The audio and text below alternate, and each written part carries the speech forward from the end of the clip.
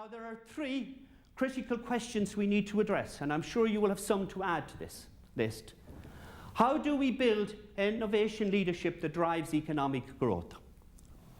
2, how do we lead the world in innovation and thereby secure the future economic powerhouse that is Europe? And 3, what is the recipe for innovation?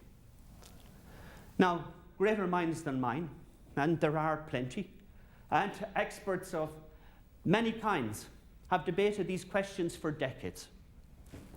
Economists have long understood the difficulties in getting the market to support the basic research critical to innovation. My very strong view is that the reality is that government support must pervade the market for radical technology advances. There is no getting around it.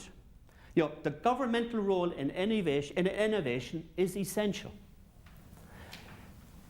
I mentioned Bill from MIT, and he says even cowboy innovators usually have government technology supporters in their rear-view mirror.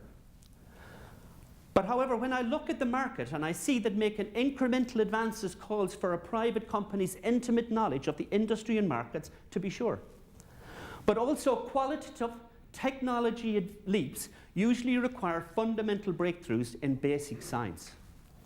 That, in my opinion, the free market isn't equipped to support because of the high risk attached to science success. That is not to say that basic research is unprofitable. Far from it. I have read with interest President Barroso's and Maurice Duffy's comments on innovation, and President Barroso says, we need to improve Europe's innovation performance, not only in the universities, but along the whole chain, from research to retail, notably through innovation partnerships. We need an innovation union. So it's important that we understand the major ingredients behind innovation-based growth. 1, R&D. 2, the talent to staff it. 3, the innovation organisation are the institutional elements where talent and R&D connect and transform research into development, into the market, and into profit. And 4, and I always struggle with the fourth finger, and 4, the most important one, and a customer who'll buy it.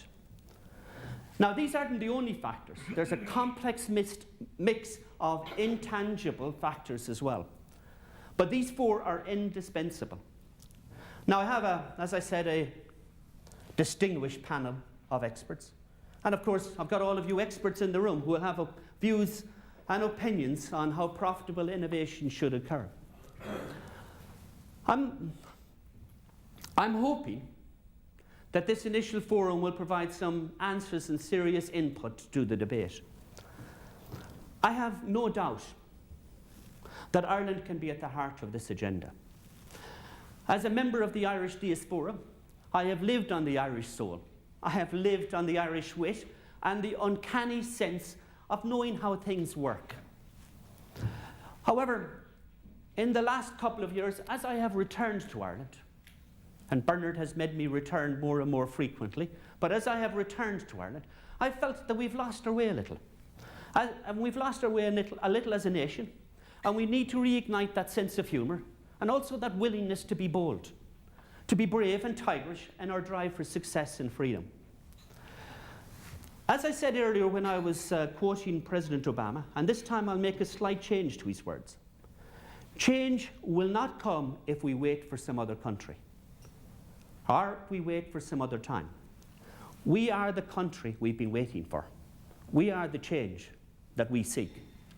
Now let me introduce my esteemed panel of experts. I'll start with the lovely and beautiful Ian Vance, my good friend who I have worked with and performed with in many countries as I grew up, and he's got older over the past 20 years. He will say, and he's lying, that he got older because of his having to work with me. That's true. The biggest brain I have ever met.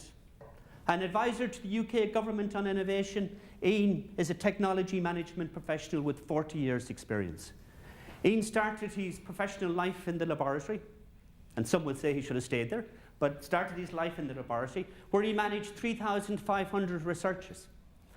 Before we started kind of promoting him to presidential status within Nortel networks. Ian was honoured by the Queen with an MBE for his innovation in the design and manufacture of radio equipment. Ladies and gentlemen, my very good friend, Ian Vance. Thank you. My next panellist is Darrell Mann. Darrell is just off the plane from being in Shanghai, in Seoul, in Australia, from many places around the world. He's a prime advisor to the Australian and Malaysian government on their respective innovation strategies. He's one of the world's leading innovation experts. For the last 10 years, he has helped many of the world's top countries to create stronger intellectual property. He's participated in the creation of over 400 inventions. He's got over 600 papers and articles to his name. Plus, he's also the author of the best-selling systematic innovation books. Darrell is one of the most widely published on innovation today. Now, I have the pleasure of working with Darrell as our CTO, and I must say, I'm learning something new every day.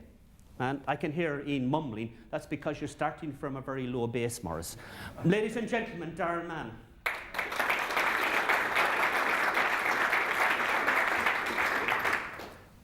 Liz Mellon. A leading business educator, Dr. Liz Mellon works with many of the FTSE 100 CEOs. She's considered one of the world's foremost authorities on leadership development. She's Director of Leadership Education at Duke Corporate Education. Her forthcoming book on CEO development, Taking the Next Step, will be published in 2011. I have written with Liz. I'm currently running major development programs with Liz, and I can personally vouch for the serious capability that is Liz on the matter of people and leadership. Now, Liz has taught me loads, and again, I'm sure that Darrell will say this time, that's a very difficult thing to do. Ladies and gentlemen, Dr. Liz Mellon.